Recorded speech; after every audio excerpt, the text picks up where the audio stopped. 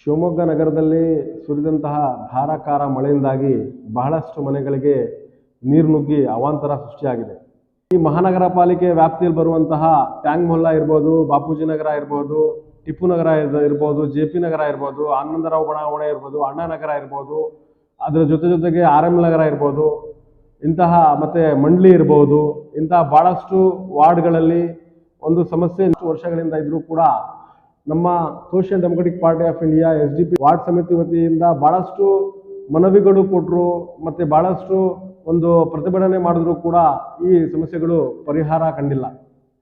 ಇವತ್ತು ಜನರ ಒಂದು ಸಮಸ್ಯೆಗೆ ಪರಿಹಾರ ಕೊಡೋರು ಯಾರು ಅಂತ ಹೇಳಿ ಒಂದು ಪ್ರಶ್ನೆ ಜನಸಾಮಾನ್ಯರಲ್ಲಿ ಒಂದು ಪ್ರಶ್ನೆಯಾಗಿಯೇ ಉಳಿದಿದೆ. ಇವತ್ತು ಮಹಾನಗರ ಪಾಲಿಕೆಯಾಗಿ ಕನ್ವರ್ಟ್ ಆಗಿರುವಂತಹ ಮತ್ತೆ ಸ್ಮಾರ್ಟ್ ಸಿಟಿ ಎಂಬುದು ಖ್ಯಾತಿ ಪಡೆದಿರುವಂತಹ ಶಿವಮೊಗ್ಗದಲ್ಲಿ ಇಂತಹ ಒಂದು ಅವಾಂತರಗಳು ಸೃಷ್ಟಿ ಆಗ್ತಾ ಇರೋದು ಜಿಲ್ಲಾಡಳಿತ ಇದರಲ್ಲಿ ಮಧ್ಯಪ್ರವೇಶಿಸಿ ಮತ್ತೆ ಈ ಅಧಿಕಾರಿಗಳಿಗೆ ಕೆಲಸ ಕೊಡಬೇಕು. ಇವರೆಲ್ಲರೂ ಹೋಗಿ ಮನೆ ಮನೆಗೆ ಹೋಗಿ ಸರ್ವೆ ಮಾಡಿ ಏನು ಲಾಸ್ ಆಗಿದೆ ಅಂತ ಹೇಳಿ ಒಂದು ರಿಪೋರ್ಟ್ ಕಲೆಕ್ಟ್ ಮಾಡ್ಕೊಂಡು ಬಂದು ಅವರಿಗೆ ಸೂಕ್ತವಾದ ಪರಿಹಾರ ಕೊಡಬೇಕು. ಮತ್ತೇನು ಇಷ್ಟಿಗೆ ಮಳೆ ಮುಗ್ದಿಲ್ಲ, ಇನ್ನು ಮಳೆಗಾಲ ಬಾಕಿ ಇದೆ, ಇನ್ನಷ್ಟು ಬಹಳಷ್ಟು ಮಳೆ ಬರುವಂತಹ ಒಂದು ಸನ್ನಿವೇಶ ಇದೆ. ಹಾಗಾಗಿ ಆದಷ್ಟು ಬೇಗ ನೀವು ಈ ಚರಂಡಿಗಳು ಕ್ಲೀನ್ ಮಾಡುವಂತಹ ಮತ್ತೆ ಏನು ರಾಜಕಾಲುವೆ ಇದೆ, ರಾಜಕಾಲುವೆಗಳು ಕ್ಲೀನ್ ಮಾಡುವಂತಹ ಒಂದು ಕಾರ್ಯ ಸ್ಟಾರ್ಟ್ ಮಾಡಬೇಕಾಗಿದೆ. ಅಷ್ಟು ಬಡ ಕುಟುಂಬ ವಾಸಿಸುವಂತಹ ಪ್ರದೇಶಗಳಲ್ಲಿ ಮತ್ತೆ ಅಲ್ಪಸಂಖ್ಯಾತರ ಹೆಚ್ಚು ವಾಸಿಸುವಂತಹ ಪ್ರದೇಶಗಳಲ್ಲಿ ಇಂತಹ ಅವಾಂತರಗಳು ಸೃಷ್ಟಿಯಾಗಿದೆ. ಈ ಎಲ್ಲ ಒಂದು ಪ್ರಕರಣಗಳು ನೋಡಿದರೆ ಒಂದು 10 ವರ್ಷಗಳಿಂದ ಈ ಒಂದು ಏನು ಮಹಾನಗರ ಪಾಲಿಕೆ ಇದಕ್ಕೆ ಸೀರಿಯಸ್ ತಗೊಂಡಿಲ್ಲ, ಮಹಾನಗರ ಪಾಲಿಕೆ ಅಧಿಕಾರಿಗಳು ಇದಕ್ಕೆ ಸೀರಿಯಸ್ ತಗೊಂಡಿಲ್ಲ ಅಂತ ಹೇಳಿ ಒಂದು ಬಹಳಷ್ಟು ಪ್ರಶ್ನೆ ಜನರಲ್ಲಿ ಒಂದು ಪ್ರಶ್ನೆಯಾಗಿಯೇ ಉಳಿದಿದೆ. ಇವತ್ತೇನು ಈ ಎಲ್ಲ ಮನೆಯಲ್ಲಿ ಕೊಳಚೆ ನೀರು, ಚರಂಡಿ ನೀರು ನುಗ್ಗಿ ಬಹಳಷ್ಟು ಲಕ್ಷಾಂತರ ಮೌಲ್ಯದ ಒಂದು ಲಾಸ್ ಆಗ್ತಾ ಇದೆ ಜನರ ಸಾಮಾನ್ಯರದು. ಇದಕ್ಕೆಲ್ಲ ಹೊಣೆ ಮಹಾನಗರ ಪಾಲಿಕೆಯ ಅಧಿಕಾರಿಗಳು ಮತ್ತೆ ಆಯುಕ್ತರು. ಯಾಕಂತ ಹೇಳಿದ್ರೆ ಬಹಳಷ್ಟು ಮನವಿಗಳು ಕೊಟ್ಟರು ಕೂಡ, ಬಹಳಷ್ಟು ಒಂದು ಹೋರಾಟಗಳು ಮಾಡಿದ್ರು ಕೂಡ ಇದಕ್ಕೊಂದು ಪರಿಹಾರ ಕಂಡಿಲ್ಲ. ಮಳೆ ಬರೋಕ್ಕಿಂತ ಮುಂಚೆ ಅವೈಜ್ಞಾನಿಕ ಇರುವಂತಹ ಡ್ರೈನೇಜ್ಗಳು ಸರಿಪಡಿಸಬೇಕಾಗಿತ್ತು, ಅವೈಜ್ಞಾನಿಕ ಇರುವಂತಹ ಒಂದು ರಾಜಕಾಲುವೆಗಳು ಸರಿಪಡಿಸಬೇಕಾಗಿತ್ತು, ಮತ್ತೆ ಅದಕ್ಕೆ ಕ್ಲೀನಿಂಗ್ ಆಗಬೇಕಾಗಿತ್ತು. ಯಾವುದೇ ಕ್ಲೀನಿಂಗ್ ಮಳೆಗಾಲಕ್ಕಿಂತ ಮುಂಚೆ ಒಂದು ನಡೆದಿಲ್ಲ. ಯಾಕಂತ ಹೇಳಿದ್ರೆ ಆ ರಾಜಕಾಲುವೆಗಳಲ್ಲಿ 3-4 ಅಡಿ ಎತ್ತರದಲ್ಲಿ ಮಣ್ಣುಗಳು ಬಂದು ಸೇರ್ಕೊಂಡು ಓವರ್ಫ್ಲೋ ಆಗಿ ಮನೆಗಳಿಗೆ ನೀರು ನುಗ್ಗುವಂತಹ ಬಹಳಷ್ಟು ಒಂದು ಪರಿಸ್ಥಿತಿ ನಿರ್ಮಾಣವಾಗಿದೆ.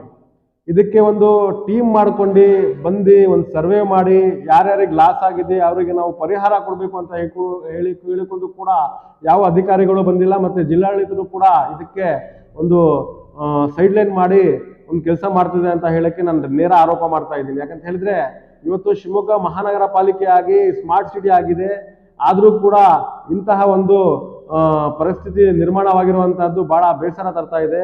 ಹಾಗಾಗಿ ಆದಷ್ಟು ಬೇಗ ನೀವು ಈ ಜನಸಾಮಾನ್ಯರಿಗೆ ಏನು ಲಾಸ್ ಆಗಿದೆ ಅವರಿಗೆ ಪರಿಹಾರ ನೀಡಬೇಕು. ಮತ್ತೆ ಈ ನಿರ್ಲಕ್ಷ್ಯಕ್ಕೆ ಏನು ನೀವು ಕ್ರಮ ತಗೊಂತೀರಾ ಆ ಕ್ರಮವನ್ನು ತಗೋಬೇಕು. ಮತ್ತೆ ಈ ಸಮಸ್ಯೆಗೆ ಶಾಶ್ವತ ಪರಿಹಾರ ಒಂದು ಮಾಡಿಕೊಡ್ಬೇಕು ಅಂತ ಹೇಳಿ ತಮ್ಮಲ್ಲಿ ಆಗ್ರಹಿಸುತ್ತೇನೆ. ನಿಮ್ಮ ನಿರ್ಲಕ್ಷ್ಯತನ ಜನಸಾಮಾನ್ಯರ ಜೀವದಿಂದ ಚೆಲ್ಲಾಟ ಆಡುವಂತಿದೆ. ಇದನ್ನು ಖಂಡನಾರ್ಹ. ಮತ್ತೆ ಇದು ತೀವ್ರವಾಗಿ ನಾವು ಖಂಡಿಸುತ್ತೇನೆ. ನಿಮ್ಮ ನಿರ್ಲಕ್ಷ್ಯ, ನಿಮ್ಮ ಏನು ಮೂಲಭೂತ ಸೌಕರ್ಯ ನೀವು ನೀಡಬೇಕಾಗಿರುವಂತಹ ನಿಮ್ಮ ಕರ್ತವ್ಯ, ಈ ಕರ್ತವ್ಯದಲ್ಲಿ ನೀವು ಲೋಪ ಮಾಡಿದ್ದೀರಾ, ಈ ಕರ್ತವ್ಯದಲ್ಲಿ ನೀವು ನಿರ್ಲಕ್ಷ್ಯ ಮಾಡಿದ್ದೀರಾ. ಈ ಕರ್ತವ್ಯ ನಿರ್ಲಕ್ಷ್ಯದಿಂದ ಈ ಎಲ್ಲ ಅವಾಂತರಗಳು ಸೃಷ್ಟಿ ಆಗ್ತದೆ ಅಂತ ನಾನು ಹೇಳಕ್ಕೆ ಇಷ್ಟಪಡ್ತೀನಿ. ಯಾರು ಇಂಜಿನಿಯರ್ಸ್ ಇದ್ದಾರೆ ಮತ್ತೆ ಯಾರು ಅಧಿಕಾರಿಗಳಿದ್ದಾರೆ ಅವ್ರು ಏನು ಮಾಡ್ತಾ ಇದ್ರು 10 ವರ್ಷದಿಂದ ಅಂತ ಹೇಳಿ ನಾನು ಕೇಳಕ್ಕೆ ಇಷ್ಟಪಡ್ತೀನಿ. ಮತ್ತೆ ಈ ಮಹಾನಗರ ಪಾಲಿಕೆ ಒಂದು ಮಾಡೆಲ್ ಆಗಿ ಇರಬೇಕಾಗಿತ್ತು. 10 ವರ್ಷದಿಂದ ಕೆಲಸ ಮಾಡುವಂತಹ ಮಹಾನಗರ ಪಾಲಿಕೆಯ ಆಯುಕ್ತರಾಗ್ಲಿ ಮತ್ತೆ ಮಹಾನಗರ ಪಾಲಿಕೆಯ ಒಂದು ಅಧಿಕಾರಿಗಳಾಗ್ಲಿ ಈ ನಿರ್ಲಕ್ಷ್ಯ ಮಾಡಿ ಇಂತಹದೊಂದು ಅನಾಹುತಕ್ಕೆ ನೀವು ಕಾರಣಕರ್ತರಾಗಿದ್ದೀರಾ. ಮಳೆಗಾಲಕ್ಕಿಂತ ಮುಂಚೆ ಮಾಡಬೇಕಾಗಿರುವಂತಹ ನಿಮ್ಮ ಈ ಕೆಲಸ ಕಾರ್ಯಗಳ ನಿರ್ಲಕ್ಷ್ಯವೇ ಇದಕ್ಕೆ ನೇರ ಹೊಣೆ ಅಂತ ಹೇಳ್ತಾ, ಮತ್ತೆ ಏನು ನಮ್ಮ ಮಹಾನಗರ ಪಾಲಿಕೆ ಆಗಿ ಕನ್ವರ್ಟ್ ಆಗಿದೆ ಶಿವಮೊಗ್ಗ, ಅದರಲ್ಲಿ ಬಹಳಷ್ಟು ಮಹಾನಗರ ಪಾಲಿಕೆಯ ಕೆಲಸಗಳು ಬಾಕಿ ಇದೆ. ಕೆಲವು ಕಡೆ ಗುಂಡಿ ನೀವು ತೆಗೆದು ಬಿಟ್ಟಿದ್ದೀರಾ, ಅದರಲ್ಲಿ ನೀರು ತುಂಬಿಕೊಂಡಿದೆ, ಅದರಲ್ಲಿ ಎಲೆಕ್ಟ್ರಿಕ್ ವೈರ್ ಹೋಗಿದೆ. ಕೆಲವು ಕಡೆ ಚರಂಡಿಗಳಲ್ಲಿ ಎಲೆಕ್ಟ್ರಿಕ್ ವೈರ್ ಹಾಕಿದ್ದೀರಾ, ಅಲ್ಲಿ ಶಾರ್ಟ್ ಕೂಡ ಆಗ್ತಾ ಇದೆ. ಇಂತಹ ಬಹಳಷ್ಟು ಪ್ರಕರಣಗಳು ಕೂಡ ಇದೆ. ಇಂತಹದಕ್ಕೆ ಎಲ್ಲವನ್ನು ಸರ್ವೆ ಮಾಡಿ ಇದಕ್ಕೆ ಸೂಕ್ತ ಪರಿಹಾರ ಕೊಡಬೇಕು ಅಂತ ಹೇಳಿ ಆ ಜನಸಾಮಾನ್ಯರಿಗೆ ನೆಮ್ಮದಿಯ ಒಂದು ಬದುಕಿಗೆ ನೀವು ಒಂದು ಕ್ರಮ ಕೈಗೊಳ್ಳಬೇಕು ಅಂತ ಹೇಳ್ತಾ ನನ್ನ ಮಾತನ್ನ ಮುಗಿಸ್ತೀನಿ. ಜೈ ಹಿಂದ್, ಜೈ SDPI.